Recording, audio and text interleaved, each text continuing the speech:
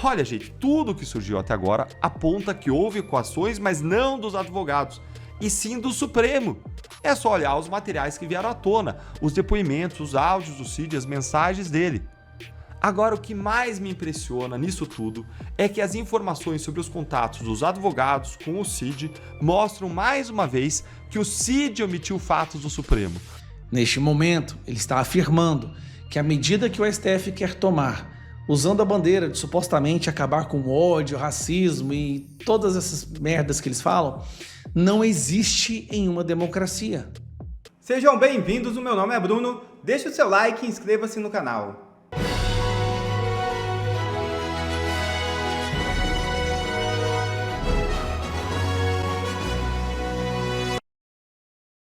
General de Lula recebe castigo do alto comando do Exército. É isso mesmo. Um militar com fortes ligações com Lula, o general Gustavo Dutra, era comandante militar do Planalto e o responsável pela atuação do Exército durante as manifestações do 8 de janeiro. O militar chegou a declarar publicamente sua veneração pelo petista. O presidente Lula, eu tenho uma admiração pela inteligência emocional dele, manifestou o militar na CPI dos atos antidemocráticos. Pois bem, o alto comando do Exército definiu nesta terça-feira sua lista de promoções. E esse personagem relevante do quebra-quebra em Brasília em 8 de janeiro ficou de fora da ascensão ao último posto do generalato. Sim, o general Gustavo Dutra foi excluído da lista e perdeu sua derradeira oportunidade de chegar ao topo da carreira militar. Um duro golpe para o general. Moraes manda a PF ouvir Fábio Van Garten e Paulo Cunha, advogados de Bolsonaro. É isso mesmo. O ministro Alexandre de Moraes, do STF, determinou nesta quarta-feira que a Polícia Federal ouça o ex-secretário de Comunicação Fábio Van Garten e o advogado Paulo Cunha Bueno em até 5 dias. Ambos são suspeitos de tentar obstruir investigação sobre a tentativa de golpe de Estado vinculada à delação do tenente-coronel Mauro Cid, ex-assessor de Bolsonaro. De acordo com a decisão, Van Garten e Bueno teriam mantido intensa tentativa de contato com a família do delator, atuando em nome de advogados de Bolsonaro para pressionar Cid a alterar ou suprimir informações da delação premiada. O ex-procurador e deputado Deltan Dallagnol explica e comenta o caso. Veja o vídeo. Urgente! O ministro Alexandre de Moraes acabou de mandar investigar o Fábio Van Garten e o advogado do Bolsonaro, Paulo Bueno, por suposta obstrução de justiça. Isso aqui é breaking news e eu vim correndo aqui para trazer para vocês essa notícia com a nossa análise. E nesse nosso encontro com justiça eu vou te mostrar duas coisas. Primeiro, que história é essa de incluir o Fábio Van Garten e o advogado do Bolsonaro em uma investigação por obstrução de justiça, hein? E no segundo ponto, eu vou te trazer a minha análise jurídica sobre esse caso diante daquilo que já saiu até agora e eu já adianto. Esse caso é muito mais cabeludo e nebuloso do que você imagina. Bora então direto ao primeiro ponto com essa breaking news que saiu aqui no G1, olha aí. Moraes manda a PF ouvir Fábio Van Garten e advogado de Bolsonaro por suposta obstrução de investigação do golpe. Gente, isso aí é surreal. Não vai sobrar um advogado no Brasil. Moraes vai mandar prender todo mundo, vai mandar investigar todos os advogados dos réus do caso do golpe. Bora resumir aqui a notícia para vocês. A Polícia Federal enviou a Moraes informações obtidas do celular de uma das filhas de Mauro Cid, uma menina menor de idade, de 14 anos, que mostraram que o Fábio Van Garten, que foi advogado e assessor de comunicação do Bolsonaro, fez uma, aspas, olha aqui, ó, fez uma intensa tentativa de falar com a família e com Mauro Cid, diz a Polícia Federal. Já o Paulo Bueno, advogado de Bolsonaro, ele teria feito uma tentativa de falar com a mãe do Mauro Cid, olha aqui, ó. Não bastasse as várias investidas sobre a filha e esposa do Mauro Cid, a defesa dos corréus investiu também sobre a sua mãe, Agnes Barbosa Cid, quando em eventos realizados na Hípica de São Paulo, o Dr. Luiz Eduardo Kuntz, uma vez acompanhado pelo Dr. Paulo Costa Bueno, cercaram-na no sentido de demover a defesa então constituída por Mauro Cid, conforme declaração particular que também acompanha a presente. Ou seja, eles teriam abordado a mãe do Mauro Cid pedindo para que fosse mudada o advogado, o atendimento jurídico do Mauro Cid. Agora, então, bora para o meu segundo ponto, com a minha análise jurídica de tudo isso aí que saiu. E, em primeiro lugar, eu preciso começar com a seguinte pergunta. Cadê a PGR, gente? Onde está a PGR? Moraes está tomando todas essas decisões investigatórias de ofício, ou seja, sem pedido da PGR, por iniciativa própria, quando a PGR é quem deveria liderar as investigações e pedir todas essas medidas, não o Moraes. O Moraes ele é juiz, não é acusação, nem é polícia. Mas Moraes é quem está fazendo tudo isso, praticamente substituindo a PGR e a polícia. A PGR, pra quê, né? Pra que PGR se o Moraes faz tudo e faz pior? Faz de ofício, ou seja, faz por iniciativa própria, sem nenhuma provocação. Pra que PF, pra que PGR lá em cima, se existe Alexandre de Moraes? Gente, isso aqui é uma ilegalidade tremenda, porque isso aqui viola o devido processo legal, viola o sistema acusatório previsto na Constituição, no direito processual penal, que estabelece aí um processo de partes. Mas o Moraes está conduzindo o processo. Moraes não é investigador. Pelo menos não em tese, né, gente? Na prática ele é. Eu sei que a gente fala isso sempre, que ele não pode ser investigador, mas a gente tem que continuar falando, porque esse tipo de absurdo ele não pode ser normalizado. Dito isso, bora agora colocar a bola no chão. Existiam medidas cautelares que impediam o contato entre diferentes investigados dessa ação do golpe. Inclusive impediam o contato por meio de pessoas que pudessem ser intermediárias, como advogados e como familiares. Por outro lado, nada impedia o contato entre os advogados dos investigados entre eles. Dá uma olhadinha aqui, para ficar bem claro isso aqui para você. Moraes diz que não proibiu o contato entre advogados e investigados por suposto golpe. Só que ele deu uma decisão esclarecendo uma decisão anterior, deixando muito claro, não proibiu o contato entre os advogados. Então, na decisão do Moraes que esclareceu isso, o Moraes ele disse ainda que o seu objetivo era impedir que haja qualquer tipo de interferência nas investigações. Por exemplo, que alguém vá lá e influencie o depoimento de testemunhas. Agora, se era possível, se era legítimo contatos entre advogados, o Moraes também está reconhecendo aí implicitamente que é legítimo, e não poderia ser diferente, o contato entre os advogados para conversar sobre as teses jurídicas que eles iam usar, ou ainda para buscar informações sobre qual que vai ser a postura dos outros advogados, dos outros réus, dos outros investigados, inclusive sobre o que eles iam ou não iam falar. Isso é legítimo, buscar informação é legítimo, que não pode ir lá e tentar interferir. Então, o que estava proibido estritamente, hein? O que estava proibido era interferir nas investigações, mas não buscar informações ou alinhar teses jurídicas. Isso não estava proibido. E agora surgem indícios que foram entregues pela Polícia Federal ao Supremo Tribunal Federal de que os advogados do Bolsonaro teriam buscado o Cid por meio de familiares. Não importa aí se buscou por meio de familiares ou não, mas a questão é qual é o objeto, qual é o assunto desses encontros, dessa busca. Nesse sentido, é necessária uma investigação para esclarecer essa situação, porque a gente pode ter duas diferentes situações aí. De um lado, se os advogados do Bolsonaro eles buscaram o Cid para obter informações, não tem nada de errado nisso, gente. Eles podem, aliás, ter ido lá procurar informações sobre as ilegalidades do acordo de colaboração premiada do próprio Mauro Cid, isso com o objetivo de denunciar abusos, como a coação e a pressão que o Cid sofreu. Eles podem ainda ter procurado o Mauro Cid, pelo que consta na investigação até agora, para que o Cid trocasse de advogado, para alinhar teses jurídicas e estratégias de defesa, até para que Cid não fizesse a delação. E isso tudo também é perfeitamente legítimo. O que não poderia acontecer? O que não poderia acontecer seria um outro tipo de situação.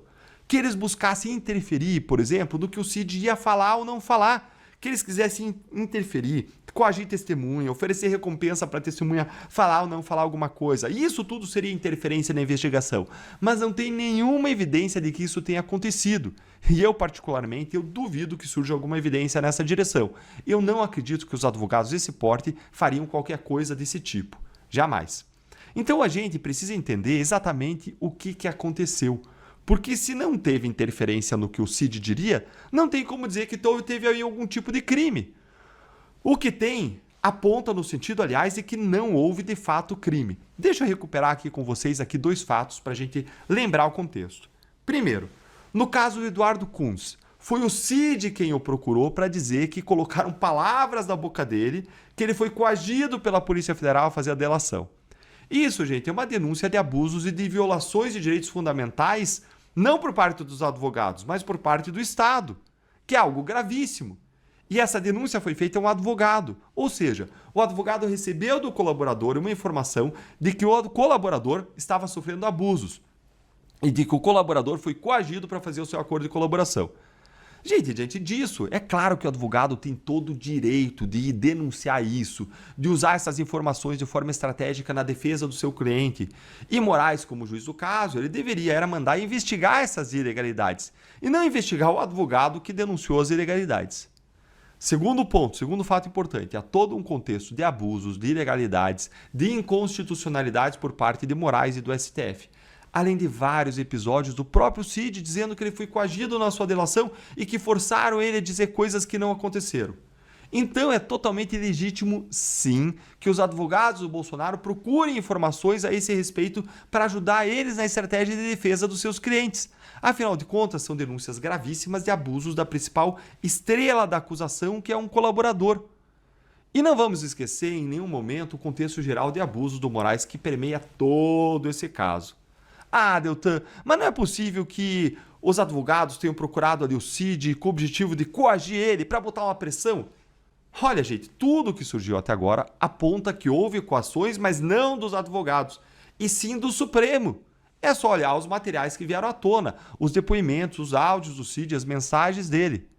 Agora, o que mais me impressiona nisso tudo é que as informações sobre os contatos dos advogados com o Cid mostram mais uma vez que o Cid omitiu fatos do Supremo. Porque ele só está contando isso ao Supremo agora, só entregou o celular da filha agora. Então, quem é que está descumprindo as regras, hein? Quem está descumprindo as regras, o acordo, é o próprio Mauro Cid. E o que o Moraes fez com ele? Nada. Na dica de nada. Enquanto os advogados são incluídos em inquérito, o Cid não acontece nada com ele. O que o Moraes vai fazer com o Cid, hein? Nada de novo. Porque o Moraes tem um casamento com o Cid. Ou melhor, o Moraes tem um casamento com a versão que o Cid apresentou alinhada com o Supremo. Porque o Moraes precisa disso para pegar o Bolsonaro. E nada vai abalar então essa delação até isso acontecer. Até Bolsonaro ser pego e estar atrás das grades. Agora, diante dessa nova investigação aí sobre os advogados, eu só sei o seguinte, gente, que se depender do Moraes, pelo jeito, não vai sobrar nenhum advogado criminalista aí no Brasil.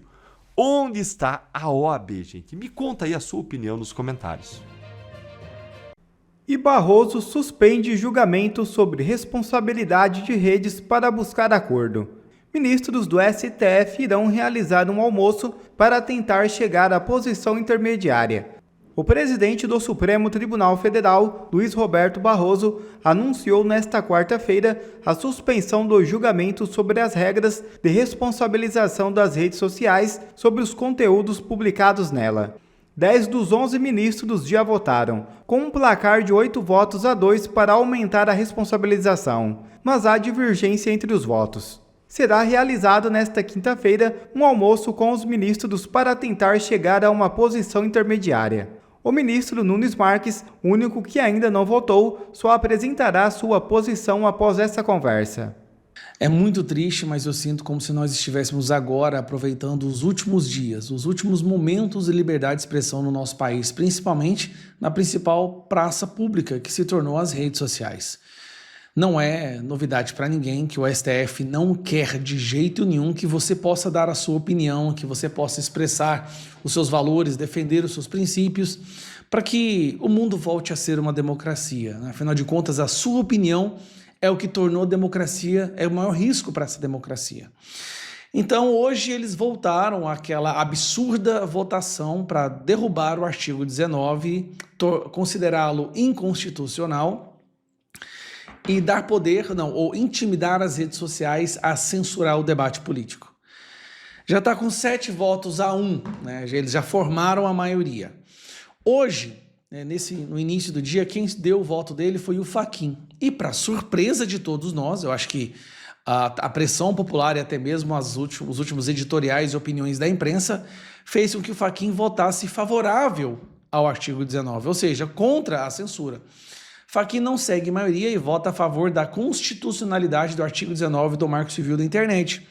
Não era esperado, vou ser bem sincero para você. O placar que nós esperávamos fosse de 9-2. Os votos contrários seriam apenas do Cássio e do André Mendonça.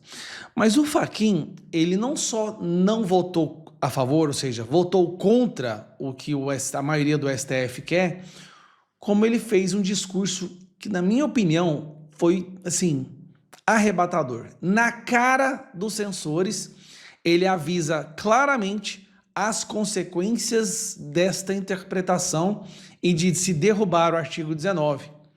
E vamos escutar esse voto agora. Julgamento, pelo menos, segundo penso. Primeiro, que isso...